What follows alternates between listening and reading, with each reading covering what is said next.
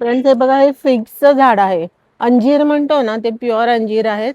हे dry fruits म्हणून पण यूज केलं जातं. इम्युन बूस्टर आहे, हेल्थ फॅक्टर्स आहेत ह्याचे. भरपूर असे आलेले आहेत बघा, पूर्ण झाड भरून. फ्रेंड्स हे आहे ब्रह्मीचं झाड. हे छोटे छोटे जे प्लांट्स दिसतात आहेत ते ब्रह्मीचं आहे, जे ब्रेन बूस्टर म्हणून वापरलं जातं. लहान मुलांना पोट साफ होण्यासाठी नॅचरली ह्याचं जे आहे ते रस काढून पिळून दिला जातो. कॉन्स्टिपेशन वगैरे त्रास असेल लहान मुलांना तर ते क्युरेबल आहे. फ्रेंड्स हे बघा, हे ना वाईल्ड ब्रिंजॉलचं झाड आहे. हे बघा, इथे वाईल्ड ब्रिंजॉल लागलंय बघा छोटं. हे बघा,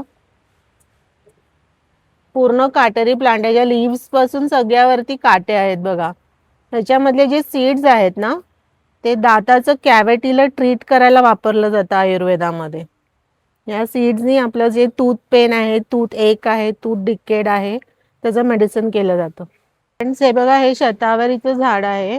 हे जे काही गायनक प्रॉब्लेम्स असतात फिमेल्समध्ये ते सगळं A to Z ट्रीट करतं. हे जे रूट्स जे आहेत ते रूट्स वापरले जातात.